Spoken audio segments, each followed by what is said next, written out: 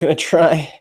Normally I have my phone right here on a stand, but then I'm always looking at two cameras. And so I thought this time I would just keep my phone right here and then YouTube's right there. And yeah, I thought that might be a better way to go. By the way, give me a thumbs up if you can hear me. Thumbs up on Facebook if you can hear me. On YouTube if you can hear me, that's great too. All right, I think I've got everything kind of set up. So as an intro, I just got back from Texas. First time there in a while. I was speaking at SumoCon. How's it going to all the SumoCon attendees? I talked on 10 unusual marketing tactics, and it was loosely based on my book, Jolt. And it seemed to go really well. Definitely a different crowd than I normally speak to. I'm usually in like kind of more startup, bootstrap, tech circles. And this conference had a lot more variety, but it was really fun to be there. And it was my first time in Austin. Austin is really hot when you include the humidity. Really hot, way too hot for this Canadian. But yeah, it was really great. All right, so I've got questions going on YouTube and Facebook. So as I'm speaking, if you guys have questions, just let me know. Just gonna take a little drink of water here. And I'm gonna get right into it. So today I wanted to talk about how do you find good product ideas? And by the way, some people have been wondering why I'm doing these things and why I'm doing them every week. Some folks say you should be charging for these, like a webinar. Other people are just thinking, man, this is a lot of work to do every Wednesday, 10 a.m. Pacific. Me, I kind of look at this like a comedian who's working out material. I want to go and I want to test things out. I want to get used to practicing speaking these things out loud. I want to work out some material with you folks and answer your questions at the same time. So I don't know if I'll do this forever, but for right now, every Wednesday, 10 a.m. Pacific, I'm going to try to be here and have a different topic. And basically, these will become a course that I'm working on called the Freedom Ladder. And I'll also eventually include some of these topics in the next version of Marketing for Developers. So if you're here and you're live, give me a thumbs up on Facebook. If you are here on YouTube, on the right-hand side, there's a chat. Just wave or say hi. And like I said, ask questions if you got them. Now, my framework for building products is basically this. First of all, start with a group of people that you understand and that you like, that is accessible online and preferably congregates online and pays money for things. Now, I'm not the one that came up with that. People have been talking about this forever. These have always been the tenets of business. If you can access the customer, if the customer is easily accessible, easy to get to, if the customer pays for things, and if you understand the customer better than anyone else, you are going to have a huge leg up on your competitors. You're going to have a huge leg up on other people pursuing other ideas. And it's funny, it's so simple, but people seem to have such a hard time choosing a group of people to focus on. I see a couple different things. One is people want to focus on everybody. So I'll say, okay, who's your market? And they'll go, small to medium-sized businesses. And small to medium-sized businesses is a huge, huge market. What group specifically are you best equipped to take care of? That's really the question. What group specifically are you best equipped to take care of? Who can you serve better than anybody else? And so I'll talk to software developers, and I'll ask them what they want to do. And sometimes they want to do something that's like way outside of their experience. They've been working in, let's say, a health-based startup for 5 years. And I ask them what kind of product they want to build, and they want to build, something for dentists. But they don't know anything about dentists. They've never hung out with dentists. They don't have really an idea about what dentists really need and what dentists will really pay for. And yet they've got all this experience, in what they do in their day job, and they just ignore it for some reason. Good first step is to say, what do people pay me for right now? What do people pay me for in my day job? What customers am I interacting with in my day job? If you're consulting, what customers do you really, really, really like? And let's start with an example. My friend Francois, right here in the Okanagan Valley, British Columbia, was a consultant. And he would build e-commerce websites for little online stores on Shopify. And he noticed that he kept getting the same request over and over again. People wanted a plugin, an app that on top of Shopify that would pull in all their Instagram photos and then would allow them to make those photos into a gallery that was shoppable. Now, to me, this idea sounds ridiculous. Like if you said, we're just going to duplicate your photos on Instagram into a gallery and make it shoppable, I would think that's a silly idea. But because Francois saw this idea come up over and over and over again, customers kept asking him about it, customers he was already serving, customers that were already paying him. He thought, there might be something here. And so he started a company called Like to Have It. I'll put it in the comments here. It's Like to Have It. So here's where do I chat in here? For some reason, YouTube is not allowing me to do it. I'll show it on screen for YouTube folks. It's the LIKE 2have.it. And he's done really well with it because he started with a customer he already knew and understood that was already paying him. He knew they were accessible online because there's a Shopify app directory, right? And he knew people would pay for it because they'd already paid him to do it as a custom plugin. So he was just building something they were already requesting. That is a great example of the kind of product idea you want to be looking for and the kind of audience you want to be choosing. Don't choose something that's like way far out that you've never ever dealt with before. Another example, if we're going to take this to extreme, I would say, like, don't build a product for Tibetan monks because Tibetan monks are hard to reach online. They're up in the mountains somewhere, I'm guessing. I'm not sure how much money they spend. And my guess is that you don't have a real good understanding of Tibetan monks and what they actually are willing to pay for. So we've already talked lots about finding an audience. That's just background, and hopefully that's helpful. Find a group that you already understand, that already pays for things, that congregates online, and that's a great place to start.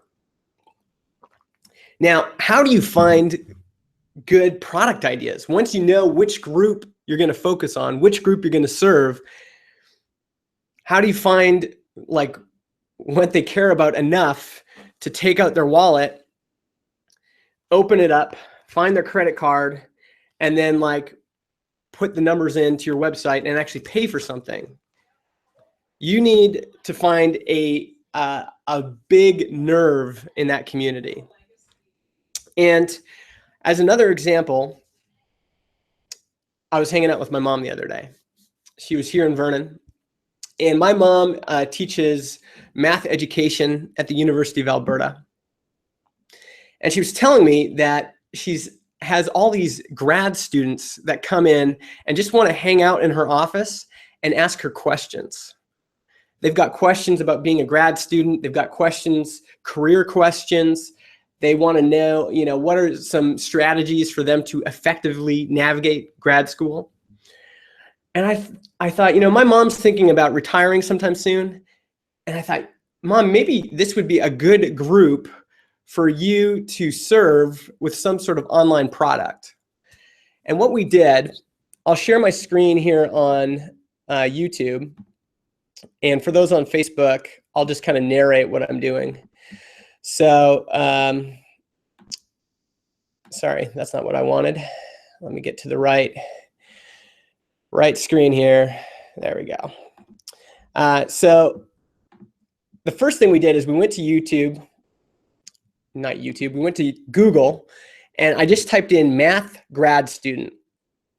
And the first thing that comes up is a question on Quora that says, what do grad students in math do all day? So already you can see there's some interest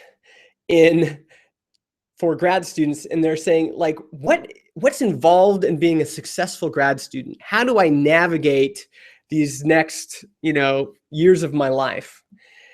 And you can look and see what is the #1 upvoted answer on Quora for that question. What do people really care about? What really resonates with that group? And there's just a lot of advice in here on, what kind of classes to take, what kind of projects to choose, what kind of papers you should write. And as we were going through this, my mom was saying, man, these are the exact same questions these grad students are asking me. The next thing we did is we went back to that Google search where I'd searched math grad student. And if you scroll to the very bottom, I can kind of show you guys on Facebook this. There's these searches related to what we searched, searches related to math grad student. And you can see, like, what do people care about? What is related to this search that people really care about? And I realize that's backwards for you folks, but, there's how to be a good math grad student. Math PhD salary is something people want. So people are looking for career advice. And you're starting to get a sense of what do math grad students care about, because we can see what's the #1 search result. And we can also see what are the searches related to that #1 search result. The next thing I showed my mom is I said, okay, so now we're getting a sense of, what people care about. Let's now go to Twitter. And up in search here, I typed in math grad student ? On Twitter. And this is a great way to get a sense of, like, what are people asking in real time about being a math grad student? And the #1 tweet is this person complaining about their math grad teacher. All right. So there's a pain point there. There's a professor talking about their math grad student.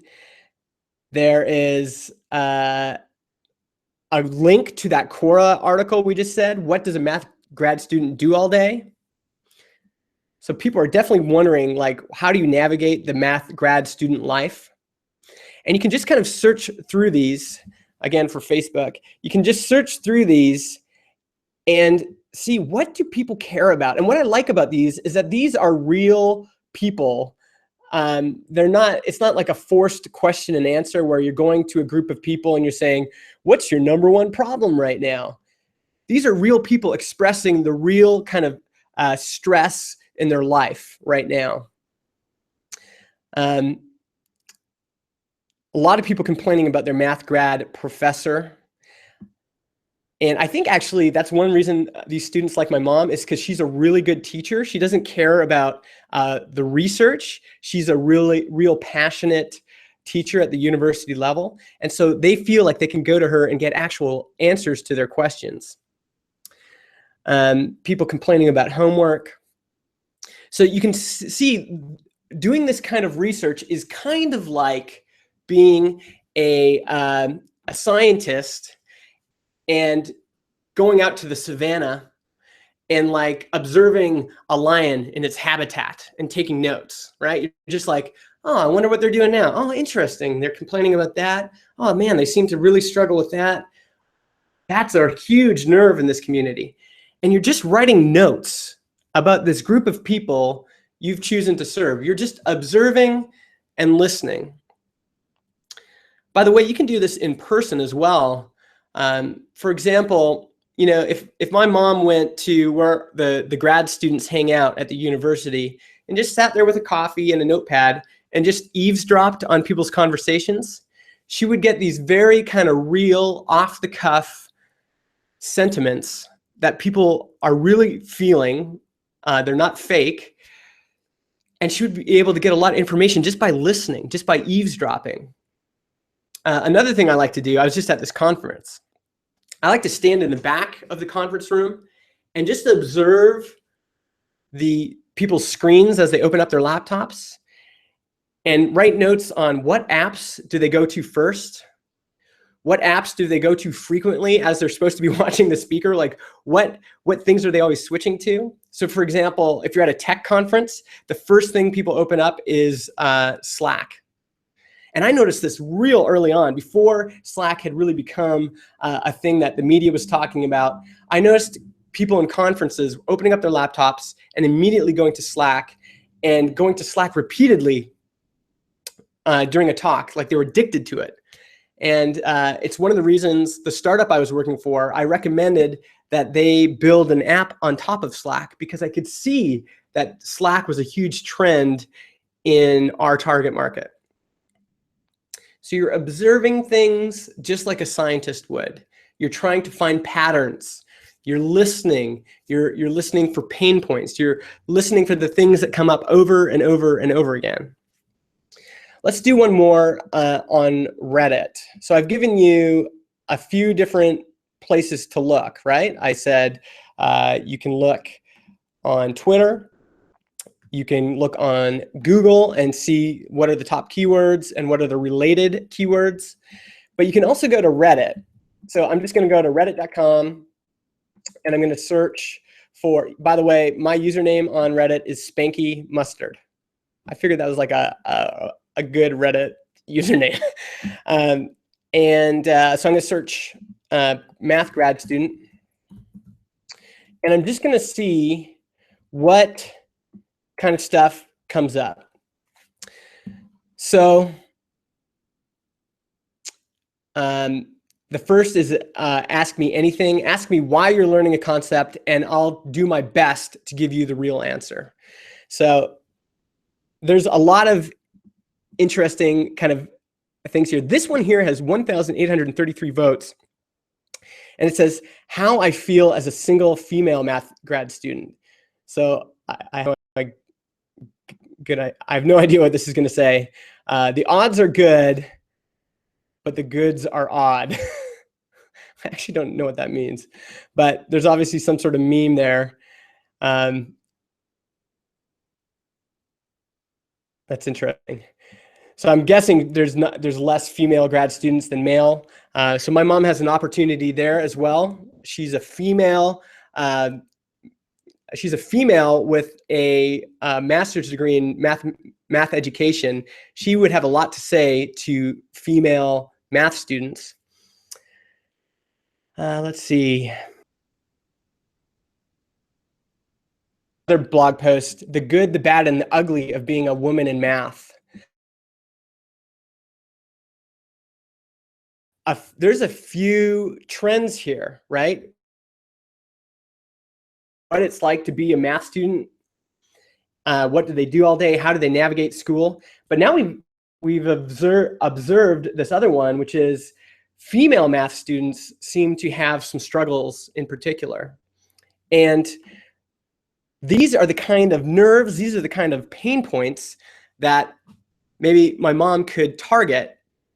And the next step after you've like observed these things is to do a tiny little test to see if your assumptions are correct. So we're making a hypothesis. Here's the hypothesis. I think that female math grad students struggle because of sexism, because there's not that many of them, etc. So that's our hypothesis. Now, if my mom was going to target that particular group and that particular pain point, she would need to do a little test to see if that hypothesis is correct. By the way, is there any questions so far? I haven't checked. Let's see here.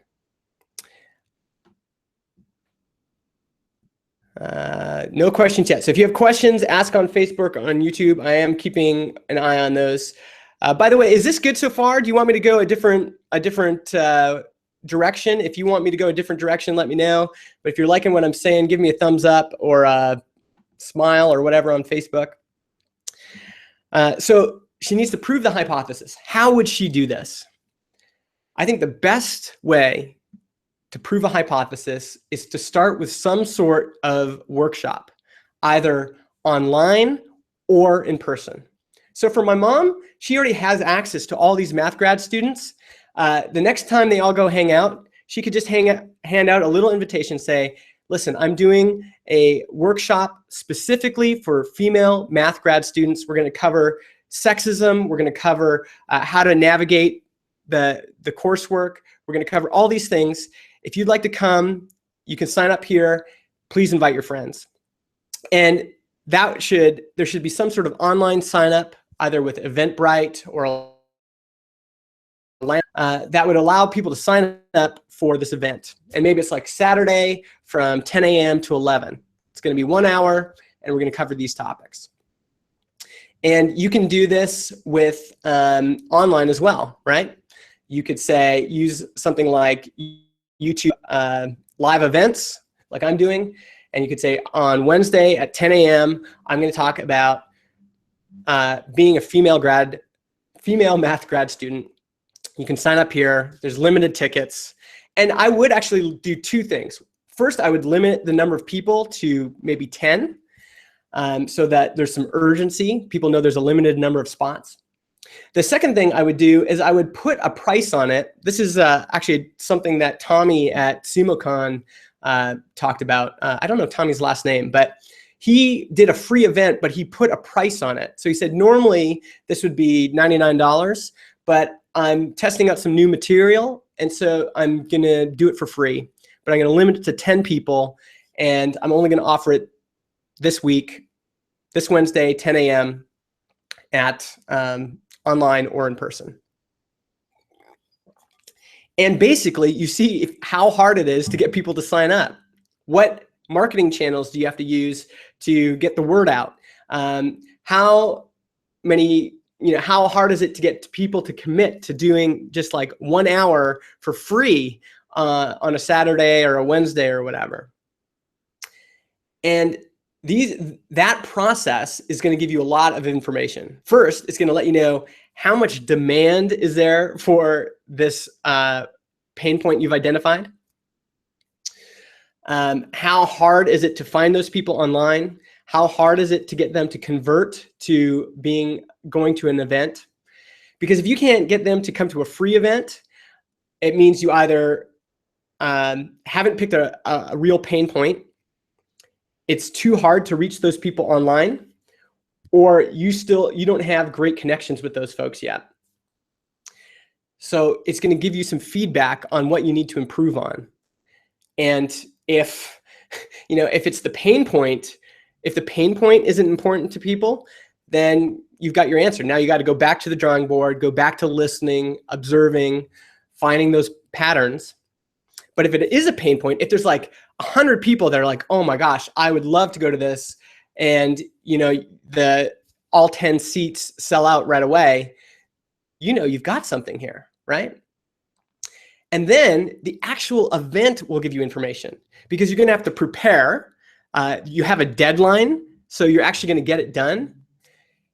And you're going to have to prepare something for this group of people. So again, based on your hypothesis, you're going to have to present some sort of material that hopefully these people are going to care about, right? And you're going to go through that workshop with these people, and they're going to give you feedback as to Was this helpful? What kind of questions did they ask? What did they want to know more about? And you're going to be taking notes about all that stuff too. Just like a comedian works their material out at these local clubs, you're working out your material. You're seeing what resonates, what doesn't. You're seeing who actually shows up. It'll give you a chance to ask them, why did you come here? What are you looking to get out of this session? What's your end goal? Where are you trying to get to? And of what I presented today, what resonated with you and where were the gaps? All right, I'm just going to pause for a second. Tim Aton is asking on Facebook, in my course, Build Your Audience, I recommended using a tool called Icebergs for research. And it was a way of, we were doing that research and I was like saying, oh, look, here's a pattern right here. And Icebergs would allow you to highlight it. And it had a Chrome extension that would allow you to save it and then categorize that material. And unfortunately, Icebergs is dead now. It was acquired and it is no longer. So let me find some tools that I recommend now. If you guys have a question, now's a good time to ask because I can answer kind of a bunch in a row. So just give me a second here. See if I can find that new information.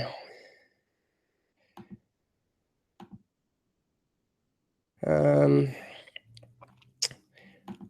might have to get back to you guys on this because I don't know if I can find it right away here.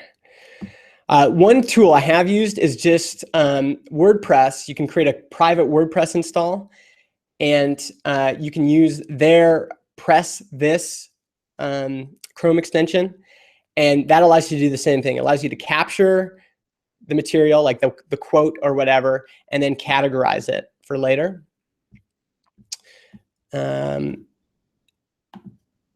But why can't I find that tools page? Here we go. All right, so here are some tools you can use. Raindrop.io, Our.build, Pinboard.in, Dragdis, dragdis.com. Those are some tools. I'll paste these in to the chat. So here's some tools that's on YouTube and on Facebook. Somehow I'm going to have to paste that in for you guys in real time here. Here we go. So here's some tools that you can use instead of Icebergs. All right.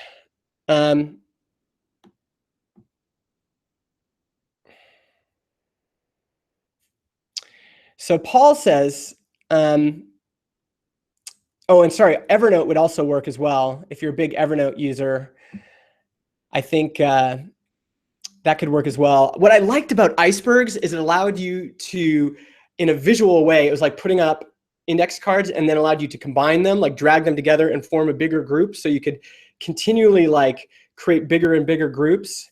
Keeb was another one, but I think now Keeb is dead as well. Let's see here. Oh no, Keeb's still going. So that's another one you guys could use. It's Keeeb. I'll paste it in the chat here. That's another one that I've used in the past. All right, so Paul asks, how do you know if there's a market for it when sites like Reddit have a tiny amount of users submitting content and small amount commenting? Well, one signal you can look at is how many upvotes it has.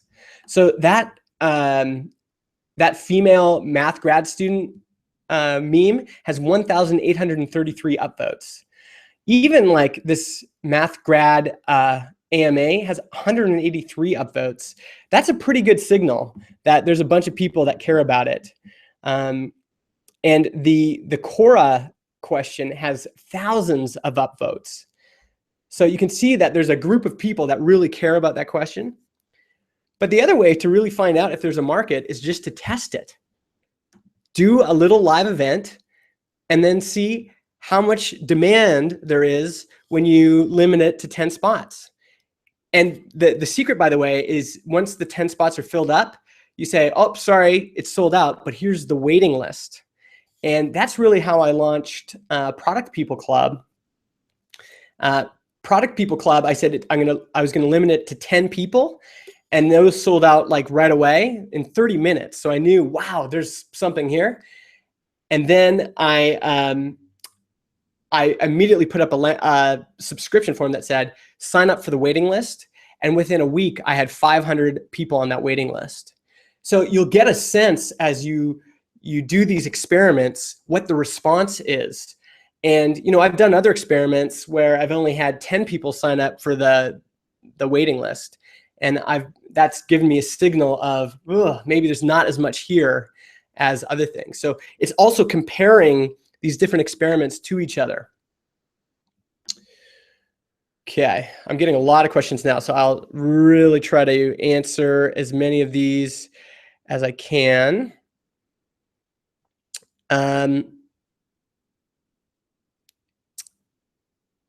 So Rolando says, what do you think about the idea of founder market fit? Yeah, I just wrote about this on my blog, justinjackson.ca. If you look up the blog post, you need more than product market fit. I talk about the other kind of fit that you need. So founder market fit is one. Founder product fit is another one that gets ignored a lot. And then you also need product market fit. So I think you need an alignment of those three things for you to really pursue a product for a long time. All right, so this is nice. I like the interactivity of this. Someone asked me if this was just me talking, but what I really like is talking to you folks and answering your questions. How would you go about testing it online without an audience? So I think if the pain point you've chosen resonates enough, you don't really need an audience. In some ways, this is how I built an audience. Just putting up a landing page and then saying that you're going to do a workshop for free gives you an opportunity to build an audience. What are some channels you could use to spread that landing page? Well, in my mom's case, I said she should just do it locally.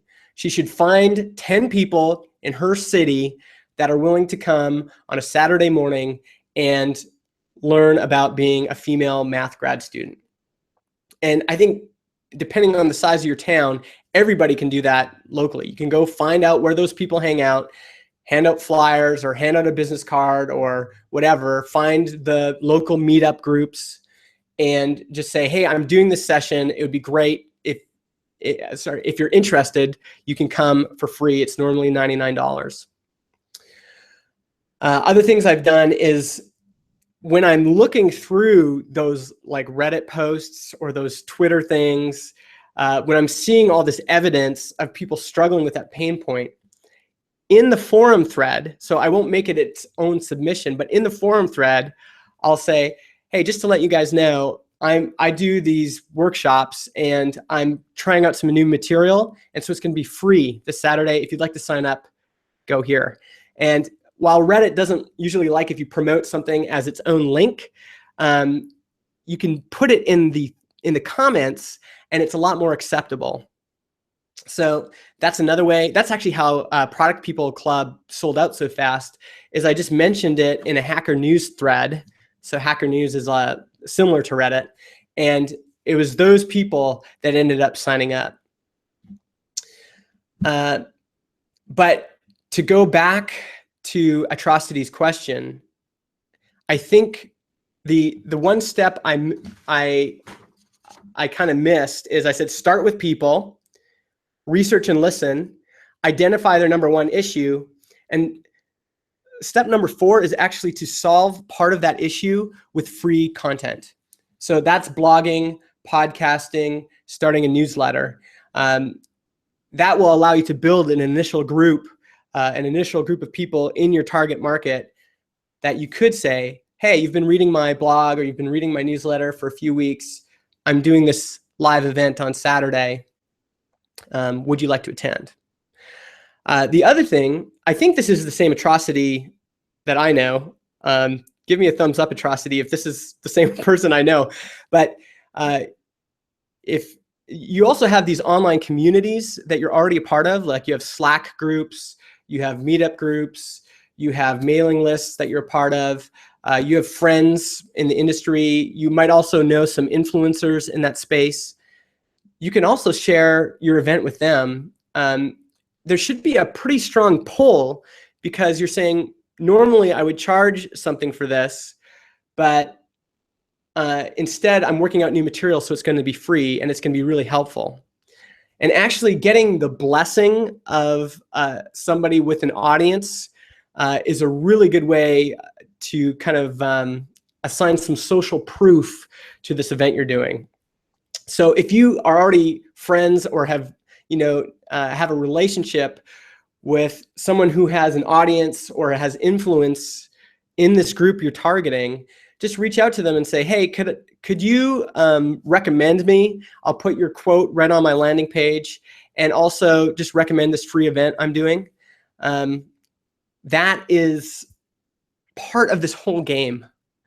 Like maybe I need to take a step back and say, I'm giving you guys steps, but the game is to always be kind of working on this, always building relationships, always helping people for free, always in those Reddit comments giving free advice, always on Quora answering questions, always on Twitter answering questions, being helpful wherever you can, building relationships whenever you can, both with influencers and both with the people that you're trying to help.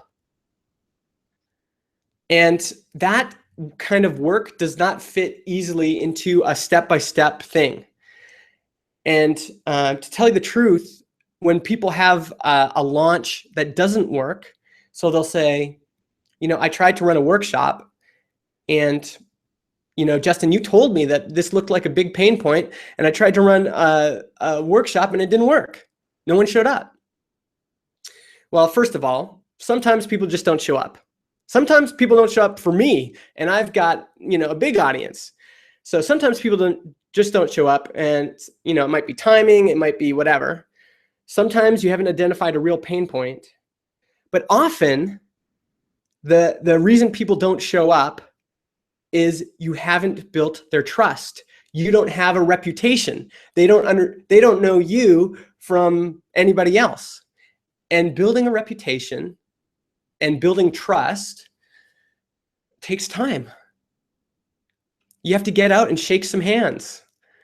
You have to show up to events. You have to show up online. You have to be willing to invest your time and prove to people that you have expertise, that you're helpful, that you're like a person that they would want to spend an hour with. If you're just kind of always an Eeyore online, complaining or being down, people won't want to show up for that, right? And so you've got to work all of those angles. And that's kind of the foundation that you're building, so that when you do want to run an experiment, when you do want to test a hypothesis about this group of people you're trying to serve, about your target market, that you've got some sort of base to launch to, right? All right, but you could also test with paid ads. That was the thing that that Reed asked. You could do it other ways. You could test it with paid ads. I haven't done that as much, but the other thing is that what works for me might not work for you, and maybe you'll try paid ads and it'll kill it for you. So I'm very much giving you my advice from my standpoint, but you are completely different than me, and that's a good thing. And if you're thinking like, that I just don't think that'll work for me, try something else. You know, some of these principles are universal, but some of these things can be tweaked depending on your personality. Okay, Andrew asks a really good question, which is, any tips for reading between the lines for what people are saying out loud to find out what they actually are thinking and needing? And I think this is kind of like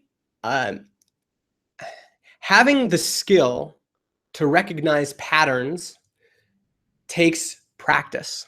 It's like a muscle that you work out and build up. And it's often a mix of quantitative results and qualitative feel. And here's what I mean by that. So, for example, if I went on Quora and I searched math grad students and the top answer only has 5 upvotes, that's a quantitative measure that tells me there might not be that much interest in that topic, because the internet is huge and Quora is huge. And if that, you know, that thing only has 5 people that were willing to upvote it, that's a signal, a quantitative signal, that maybe there's not as much interest as you might have thought. There's also things like Google Trends. So google.com/trends. These aren't really good for researching real niche type things, but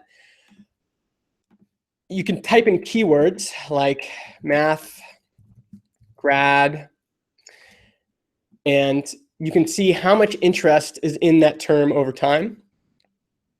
And you can compare it to other things. So I could say business grad, which has more interest. All right, I'm mistyping it, business grad. So I'll show this to you people on Facebook. So they have roughly the same amount of interest, right? Whereas if I put something completely unrelated like Facebook,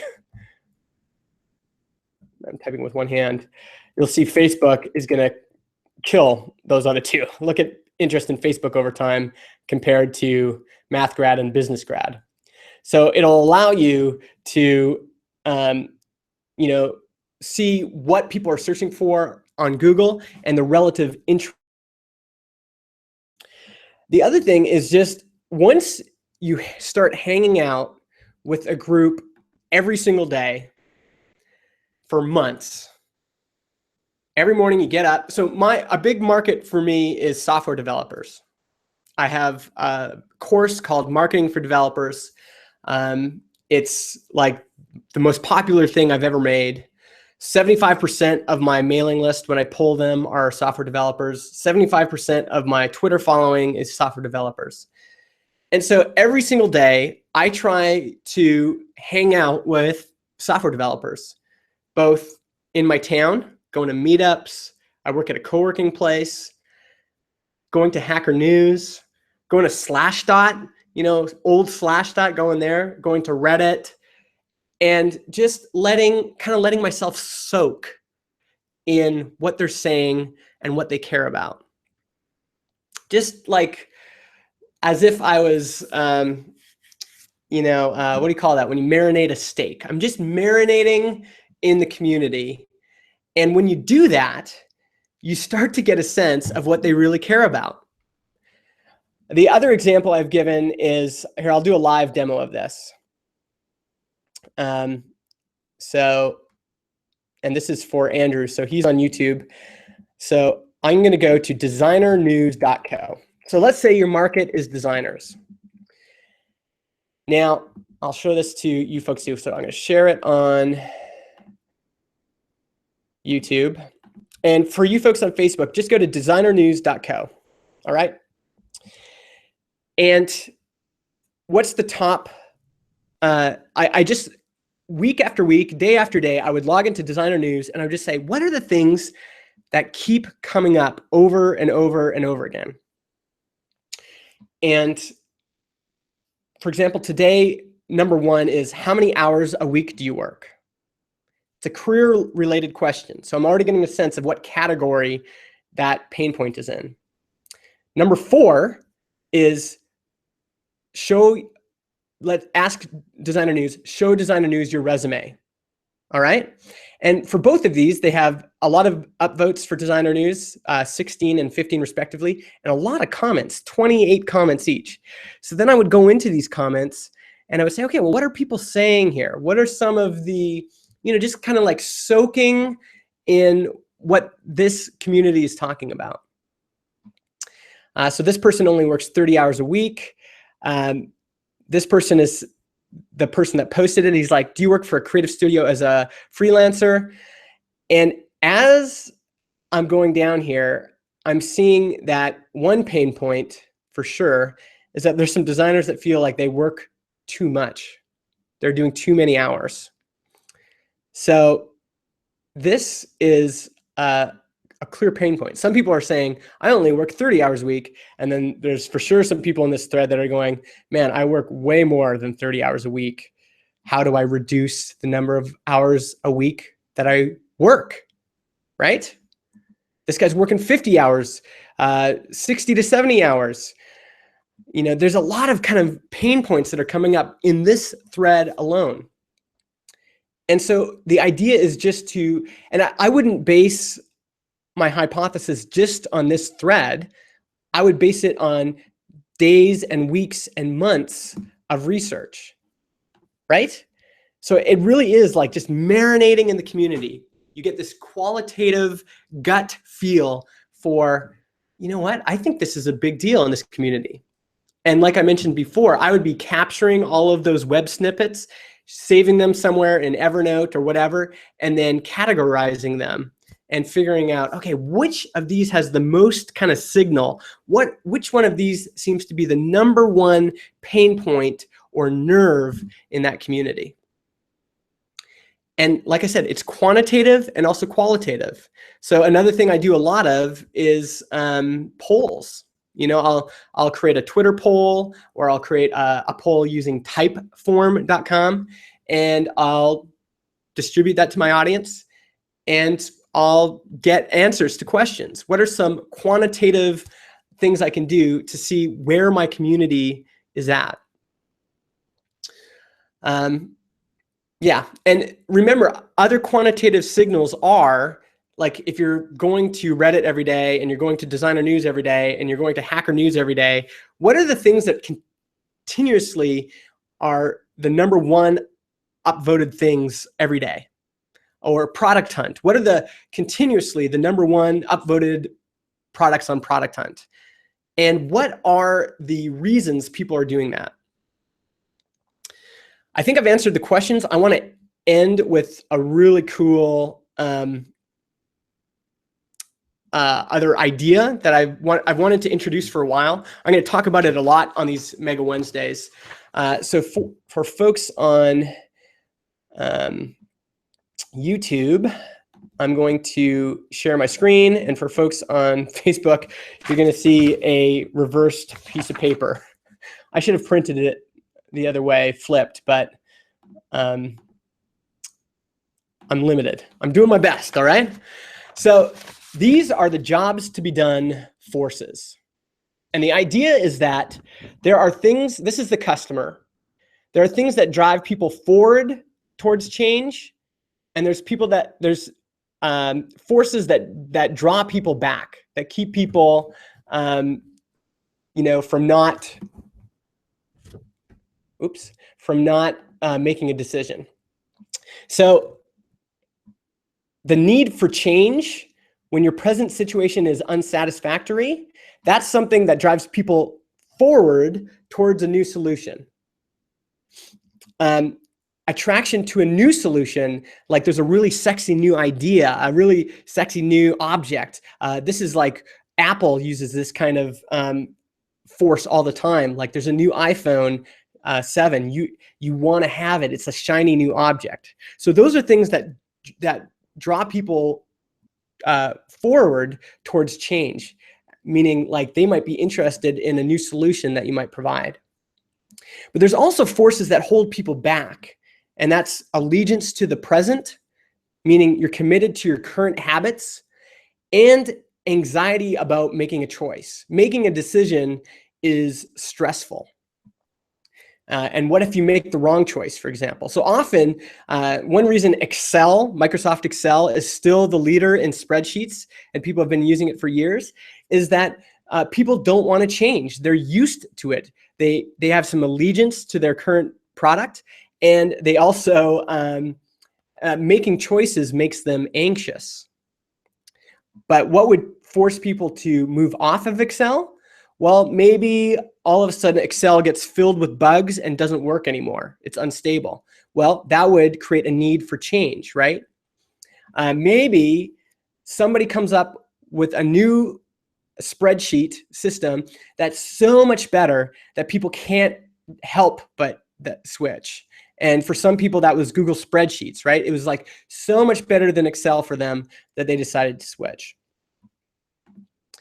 And this is the way this relates to, having an audience, observing the audience, and figuring out what they need, what kinds of things would push them forward towards a new solution, and what kinds of things would hold them back, is this whole idea of jobs to be done.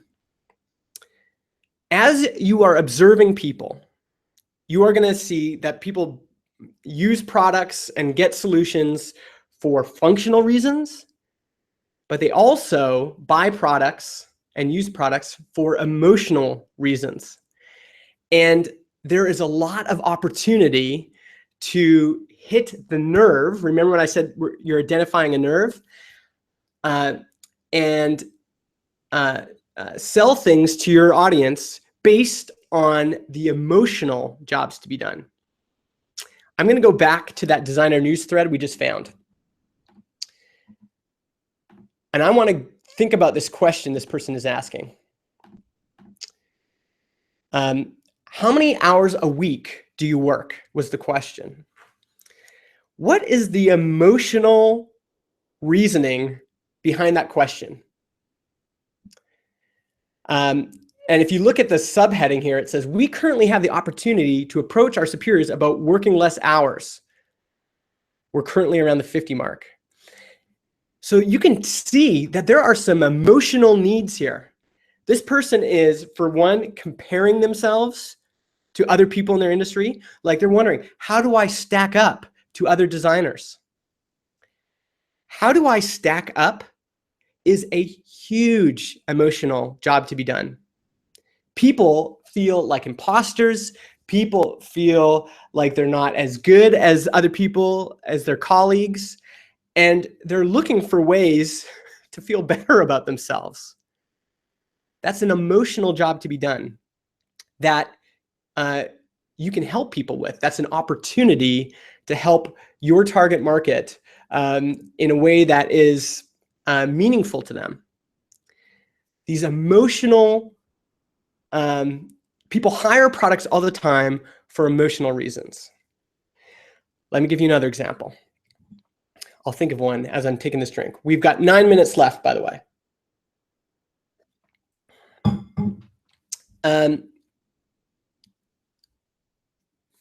Yeah, the graphic that I'm talking about is on my blog. Go to justinjackson.ca and justinjackson.ca/change if you want the graphic. Just posted it on Facebook there, and I'll post it on YouTube as well. That's the graphics right there. So another example of emotional jobs to be done is, we were talking about this in Product People Club the other day. I have purchased almost every single product that 37 Signals has made, including the books written by Jason Fried and David Heinemeier Hansson. And the emotional job to be done there, a fan. And I want to get closer to these people that are making things. And so by buying their books and buying their products and using their products, I feel closer to my heroes. That's an emotional reason for me to buy stuff, right? And often these jobs to be done, these emotional jobs to be done, are these things deep inside that we wouldn't normally admit. My buddy Andrew runs a coffee shop called Ratio, and I show up there all the time. One of the reasons I go there is because all the staff know my name. I get greeted as soon as I get in the door, and everybody knows me there. It's kind of like Cheers, where everybody knows your name. And so emotionally, I'm hiring this place to be recognized, to feel good, to run into people, to feel like I'm an insider, right? I get special treatment because I'm a super customer or something like that. These are the emotional reasons I'm going there. Whereas the functional reasons to get a cup of coffee is just that it's caffeinated liquid. It wakes me up, right? And you can search for these things in your research. As you're researching your target market, you can go, okay, what are the functional jobs people are hiring products to do? But what are the emotional needs? What are the emotional reasons people switch to a new product, or people go to an event, or people download that resource? What are the emotional things that they're trying to solve? And often that is the headline and subheadline that you'll use to get people in the door. The emotional reasons is what gets us in the door, and then the rational reasons are what get us to stick around. Do you guys get that? The emotional reasons is what gets us in the door. It's what gets us to, take that initial step to buy the product. But after we've bought a product, or after we've gone to that workshop that I told you to run, people will rationalize it using kind of functional needs. So yes, you tugged at my heartstrings and you got me to commit to going to this workshop, or you got me to buy your product. But now I have to see if this actually functionally meets what I need. I'm going to give you one more example to close. And then if you guys have questions, now's the time to ask, because in 5 minutes, I'm shutting this down. I was working for a software company in Edmonton. I hope my old boss isn't watching. That's okay. It's okay if he's watching.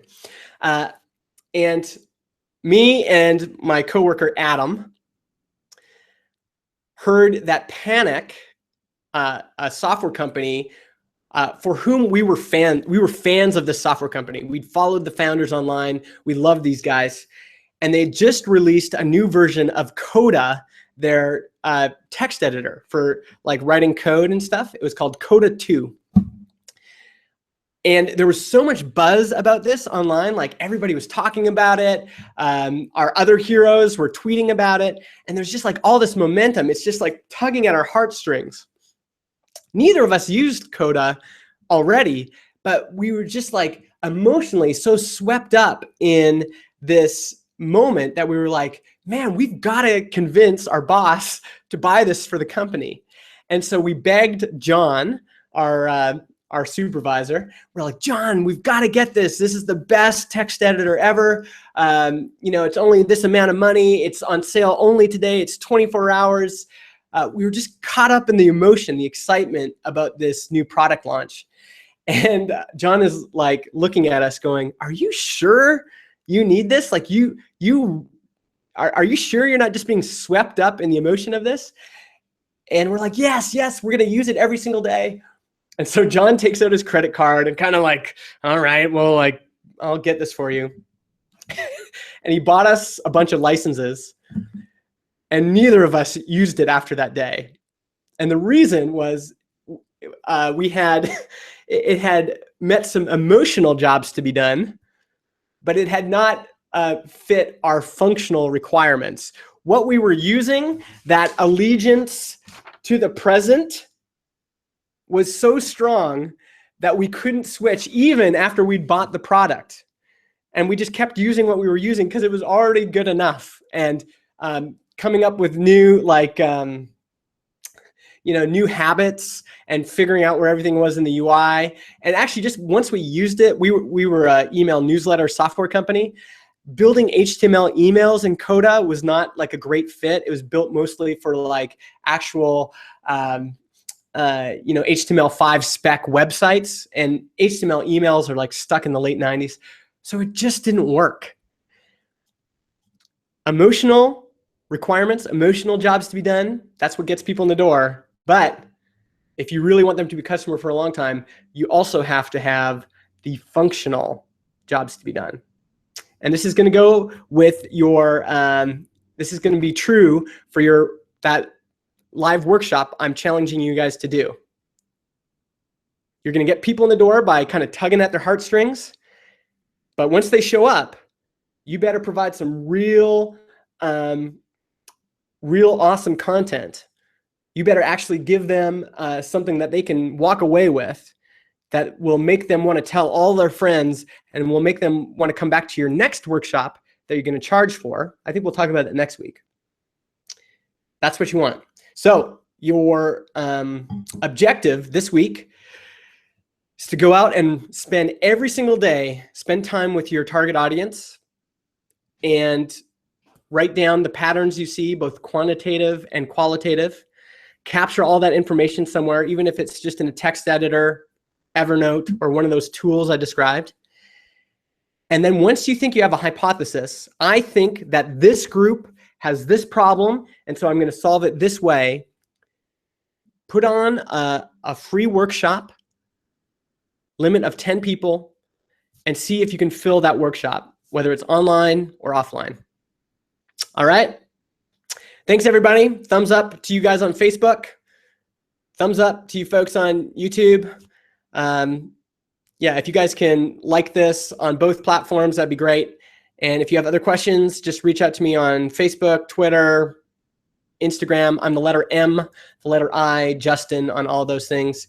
Or even better, join the SMS list. If you go to megamaker.co/live, you join that list and you can text me anytime. I try to reply to everybody when they text me on that number. All right? See you later.